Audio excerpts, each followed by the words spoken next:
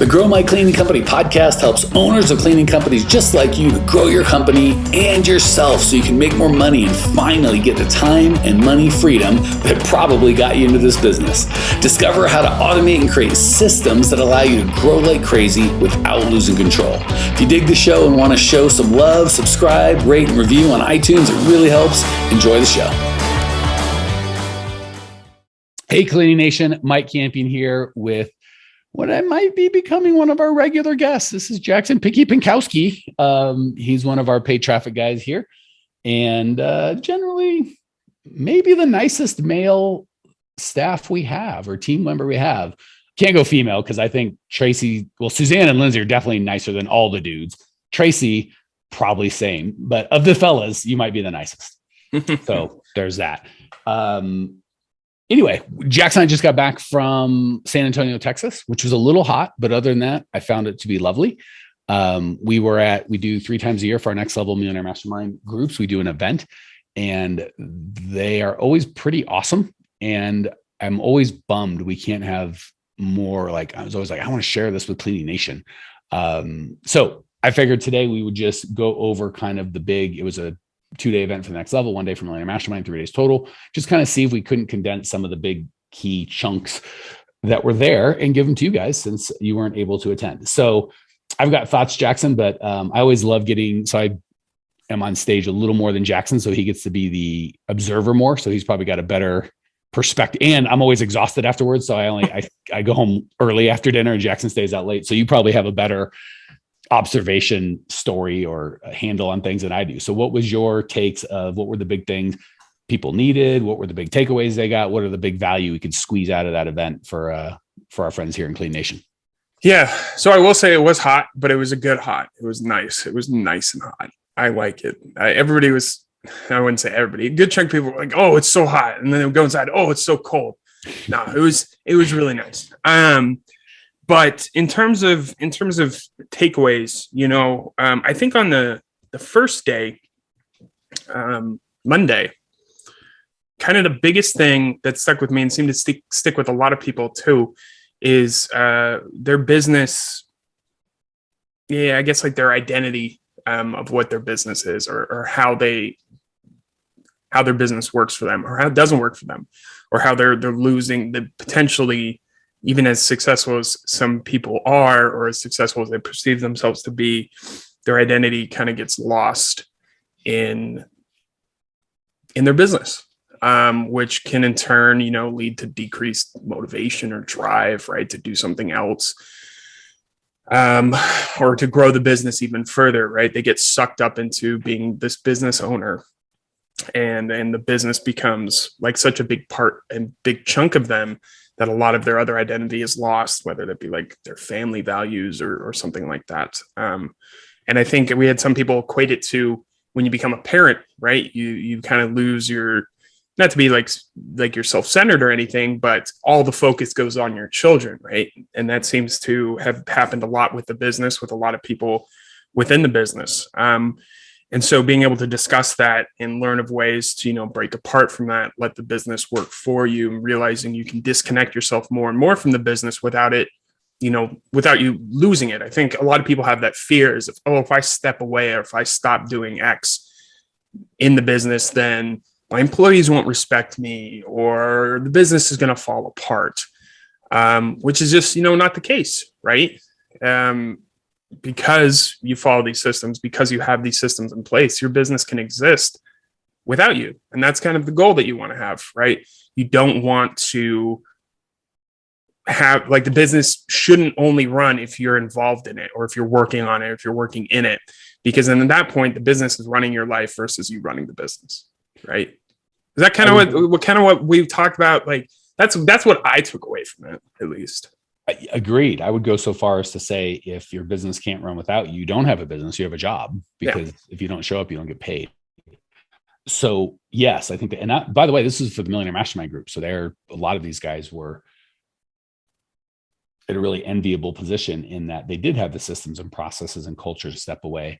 Fear is what kept them from going. It wasn't that they couldn't, it was they couldn't externally, like their business would fall. It was they internally couldn't do it. So before we get on to the next 2 days, what's the big takeaway? So I want to agree, all of you guys, gals, I had for a lot of years the belief I've got to be the first in, last out. How will my employees respect me? If I don't do everything, I got to be out there cleaning or in the office all the time. Like I've got to somehow beat myself or show my employees how hard it has to be, or no matter how hard they work, I got to work harder. And that belief not only didn't serve me or my family, it didn't serve the company. And it was interesting because we had a lot of our team at the event with us.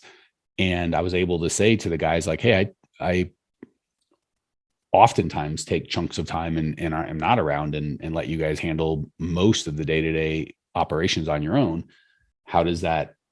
Why do you listen to me? Don't you feel used or taken advantage of, or all the things that we're afraid somehow people are going to think?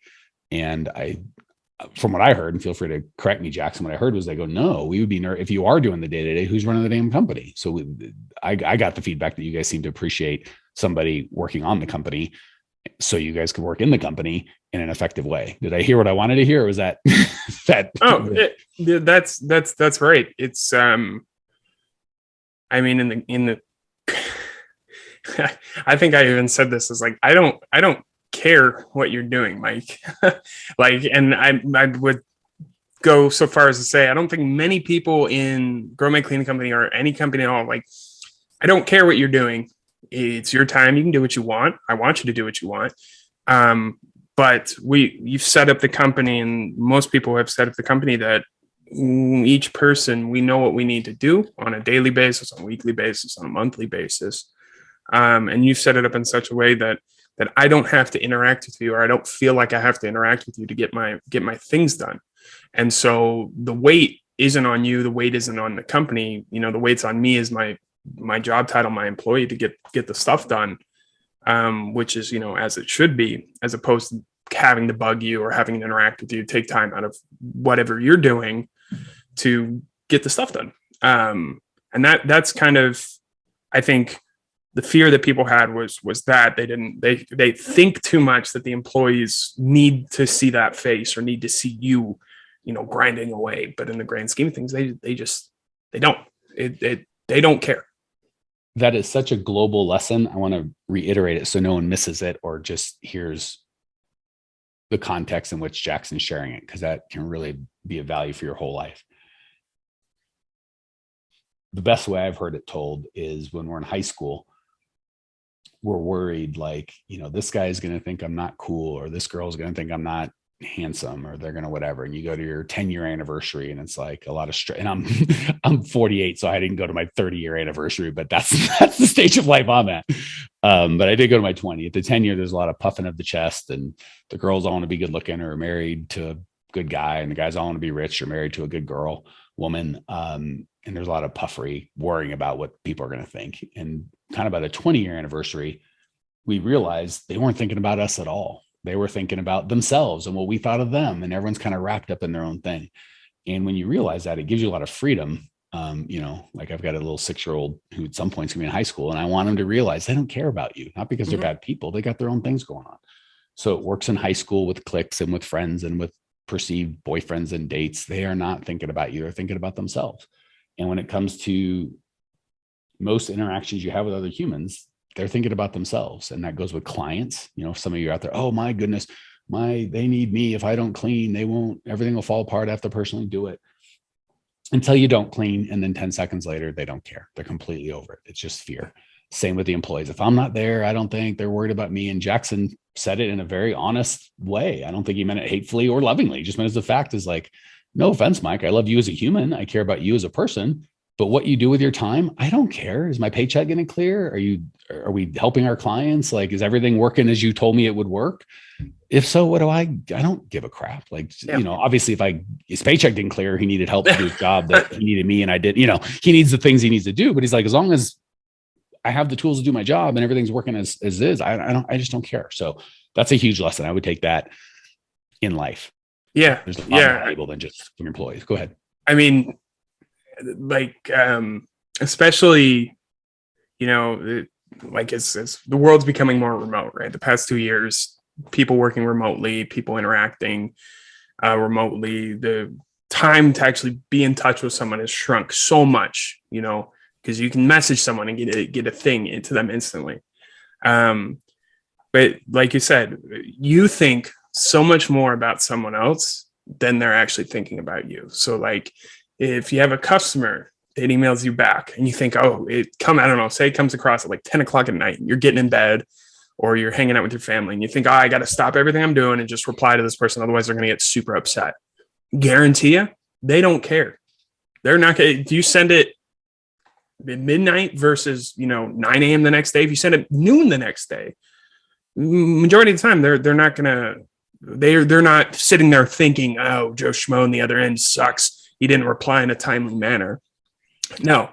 And that's a big issue that I see. So you got to remember these people, they're not thinking about you, they're thinking about, just like you said, themselves. So, and you're just giving them more time and energy, let them eat space up in your head versus taking back your life, taking back parts of the business that are controlling you. A lot of freedom there if you put that into practice. Okay. So days 2 and 3, what were the big takeaways for Clean Nation that you think would give them the most valuable in the time we got? Days 2 and 3, honestly, kind of carry over from both the days, but not fully understanding your numbers or your flow, your customer flow, your potential customer flow. I guess you could say employee flow too. But the number of people that will come in and say, I don't have enough customers, I don't have enough leads, and start with that most generic big problem. Actually, they go a step bigger. I'm not growing fast enough. Yeah. Okay. Even I don't have enough customers or leads. That's more specific than typically you guys are, Clean Nation. Even bigger. Yeah. I'm not growing fast enough. Okay. Well, do you not have enough employees? Can you not fulfill your current contracts? Do you not have leads? Do you not have enough, supplies, equipment, money for even supplies? Again, before that, oftentimes it's, what was your revenue last month? What was your revenue 3 months ago? What was your revenue a year ago, same month? They don't even have that. So it just as it's often not data-based at all. Just as gut feeling of I'm not growing enough, or I lost a customer. I lost 3 customers all in 1 month. Therefore, the world is falling. Exactly. Go ahead. And that was a big theme. And it's always been a big theme. It's always, especially with newer people that we have coming in, maybe this is their first or even their second event. But when they come with these big world-ending issues or seemingly world-ending issues, if we learned that we would sit and talk through the issues, and before you know it, this world-ending issue was actually just either not an issue at all or an issue with one simple little thing that could be fixed much easier. But the bigger picture, was that they only saw it as a world-ending issue, the sky is falling issue, right, with their company, versus if they had the data and took the time to actually track out what they were doing, whether it be sales, customers, employees, whatever it may be. But if you accurately track that out over the course of a week, a month, the year, the previous year, we can identify, is it really an issue? Is it not an issue? If it is an issue, where is the bottleneck? Where's the problem? And oftentimes it ends up boiling down to a much simpler thing than what it initially perceived to be, which again causes fear, causes overreaction, and et cetera, et cetera. Yes, I agree with all of that. Yes. I have something to stack onto that, because but first I want to say, yes, I think that's all true. A corollary trouble can be, we always make decisions. Even doing nothing is a decision. I think we are naturally, as business owners, because we care about our business, we feel like they're our baby, those decisions, the default is always emotions, right? Always, always, always. I got a bad review on Google. I'm mad. The world sucks. By the way, we got a bad review on Google from someone that was not a client. But I just did a free call with them as a gift, and she got crabby. So if you get any value of this podcast and you appreciate it, please give us a nice review on Google. It'll make me feel great. If not, I'll just be sad. All right, moving on. Somebody quit, a customer, an employee, the IRS sent me a letter. There's whatever the case may be. Our default is to respond with emotion, not with data. The problem with that is, just like Jackson said, we can overvalue the wrong thing. We don't tend to overvalue. Actually, I think we tend to overvalue good and bad. So we'll say things like, I clean all the time, but I love cleaning, right? So we don't want to deal with the truth. So we kind of ignore things that need to be looked at that we're not. Well, I'm not growing. I'm shrinking, but it was the COVID, or no one wants to work in my area. So we kind of, when there's real things that need to be looked at, we don't want to look at them. But then when there are things that do need to be looked at, or that don't need to be looked at, we overvalue it, right? Like, nobody, I get one bad review, everybody hates me, or I lose one customer, my whole company's going to crap, or I have a bad month, or, 2 or 3 employees quit, I'll never be able to hire, like we kind of over good and over bad. So I guess that drama, as opposed to data, or the emotion as opposed to numbers, causes us to underreact and overreact. It's always the opposite of what we need to do. And the way we experience it isn't great. Right. Yeah. So if I'm cleaning 60 hours a week, but telling myself just to get along, it's fine, I love cleaning, I'm going to keep doing it until I get burnt out and stop, and my experience is terrible. Yep. If poor Renee, I keep sharing her story, and she's such a sweetie. She gave me one time on a call, and she's like, my hiring funnel's broken, it's not working. This is a client, so she had a funnel, it's not working, everything sucks. And we got down to the data, and I started with, well, how many employees did you want at the beginning of the month? 4. And it was like 3 weeks in. How many of you hired so far this month? 3. Okay, well, you're right on track. She was literally on track, but the data, because she didn't have the data, the emotions completely overwhelmed it. So the first thing is, I think we get afraid of data. We're like, I don't want to go to the doctor, I'm going to find out I'm sick, which is ridiculous. Because if I get it, I've been there, but that's not how we can actually, it's okay to have those feelings, but we can't let those feelings run our company. The equivalent of the company is, I know my P&L is bad, so I don't want to look at it. That's a great way to go broke. So when you bring the data as opposed to the drama, so when you bring the drama, it feels good at the beginning and really is kind of like a tree dying from the inside, getting hollowed out. When you bring the data, not the drama, it may feel not great at the beginning, but you quickly feel empowered and can make good decisions, and it goes better. So it's kind of like, you want to start good and end poorly, bring the drama. You want to start start in what feels a little difficult and then have some stability, start with the data. Thoughts, comments, rude remarks? No, it's basically, if you watch Star Trek, anybody that watches Star Trek that listens to this, when you're looking at these kinds of things, you have to go into a Spock mode. Really, you just have to be like Spock. So you take all your emotion out of it, and look at it like Spock, who doesn't have an emotion because he's a Vulcan, and they don't have emotion, but he's very analytical and thought process through everything.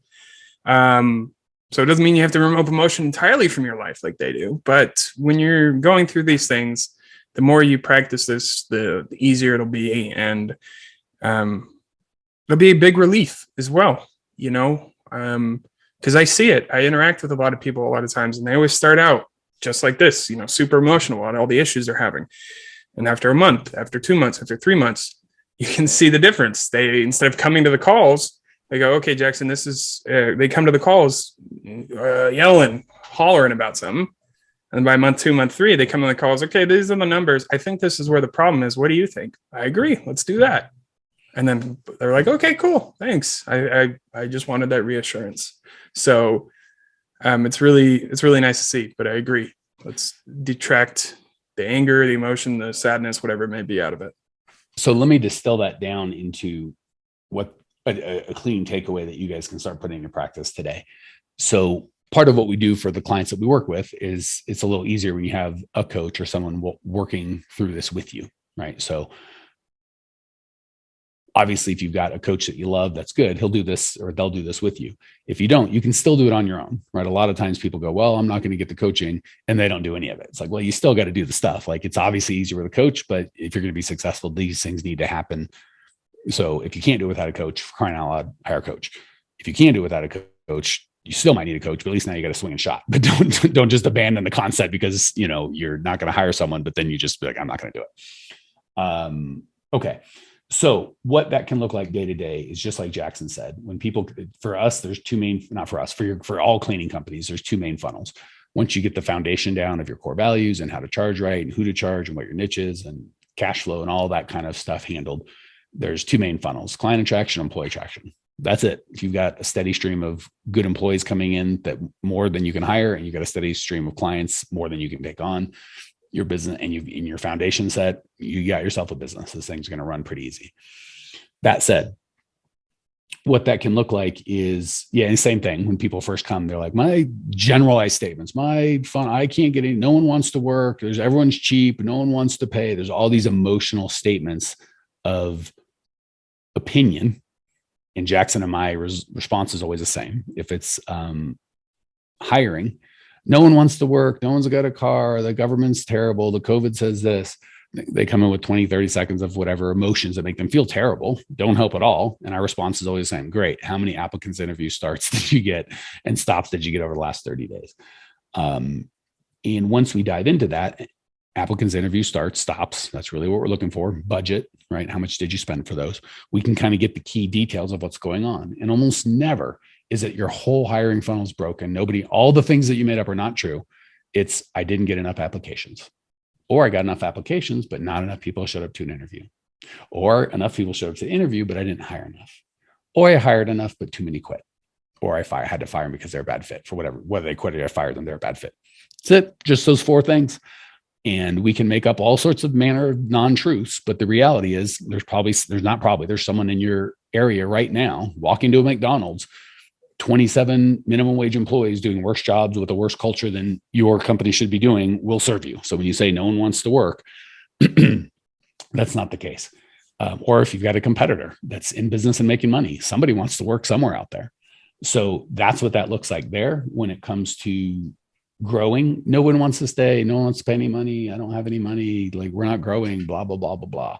Obviously, like we talked about earlier, start with, am I really not growing? And if I'm not growing, what's the percentages? So what was my revenue this month? And profit, by the way, let's always focus on profit first. Y'all tend to focus on revenue. Let's focus on profit. And what was my revenue and profit a year ago? And maybe you aren't growing. Maybe you're shrinking. Maybe you are growing, but maybe you're only growing by 10%. But let's at least get data. So as opposed to going, I'm not growing, that's not a helpful statement because that can mean a lot of things. But last month of this year, I did this amount of revenue and this amount of profit. This year, I did this. In this month, I did this year, this profit and this revenue. Start with those 4 data points. At least we have a real backdrop to play within. Once you get that, it's literally leads, bid, sales. Nobody wants to do, all my clients suck. Everyone's this, no one's whatever. They don't want to pay. They're too cheap. I mean, Jackson's heard them all. Great. How many leads did you? Well, the leads I get are all, there's all these just goofy things. But the reality of the situation is it always comes down to leads, bid, sales. Either you didn't get enough leads, enough of those leads didn't turn into bids, enough of those bids didn't turn into sales. Those are really the only problems that you can have. And when you look at your P&L and it doesn't say what you want, it's almost always one of those is wrong. Either your pricing's wrong, your overhead's wrong, you don't have enough leads, bid, sales, you don't have enough applicants, interview starts. That's pretty much it. So it doesn't feel great when we want to complain and moan. It feels better when someone's like, oh my God, that sucks. No one doesn't want to work. Everything's the worst. And there's lots of people that do that for you. But if you actually want to get change, you just break it down into those variables. All right, Jackson, what did I miss? What other words of wisdom do you have to close this thing out? No, that's totally right. And I think probably to just put the final touch on it is if as you practice, this is a habit, right? It's like going to the gym. It's like quitting chocolate or soda or anything like that. It's not going to happen overnight. It takes motivation, willpower, and desire to actually have this happen and have it become a habit. But what's really important with this is you have to be honest with yourself as you're going through this. So you can't inflate anything or deflate anything, because that happens a lot too. I'll be on calls with people and they'll tell me, well, I got 4 good leads. Like, okay, how many leads did you actually get? Like, well, I actually got 15. Okay, so you got 15 total. That means 11 of those were poor. But if you just base all your data off the 4 good ones, you're going to make yourself look a lot better than you are. And then your data is corrupt. Your data is wrong. So instead of the hang up maybe being, if you just report on the 4 and you only close 1, then you could say, well, the issue at that point, I would look at that and go, well, the issue is your sales pitch. You're probably not selling well enough.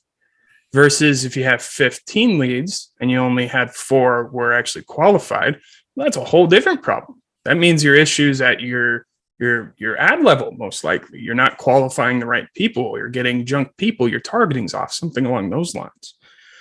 But if you're not honest with yourself, you're just fooling yourself.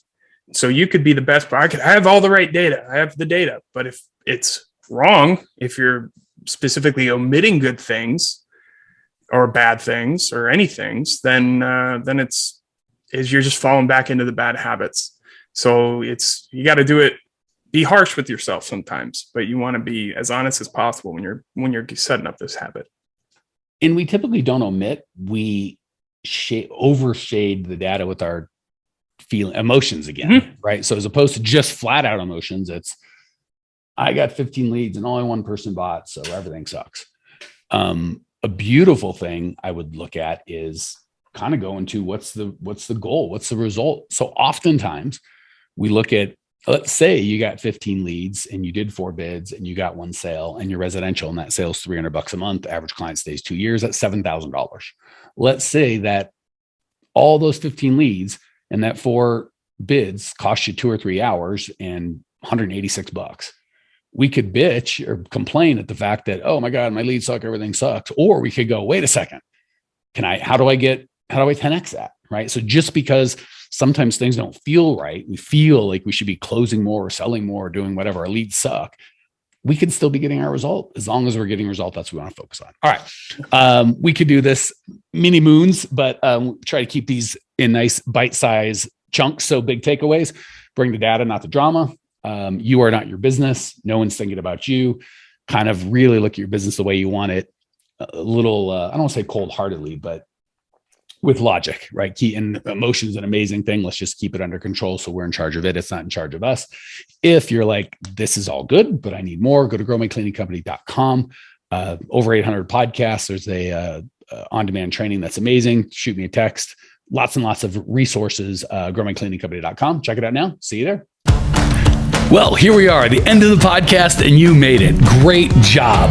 I've got a little bonus for you for sticking through with me. But like I mentioned before, if you got value out of this podcast and you want to show a little love, subscribe, rate, and review on iTunes, Spotify, wherever the heck you're listening to this thing. Share with a friend, share the love. And as a special thank you for those of you that stuck with me to the end, how about I give you my personal phone number so we can text? It's a great way for me to get to know you, your business, your goals personally. So shoot me a text now, 602-932-6431. 602-932-6431.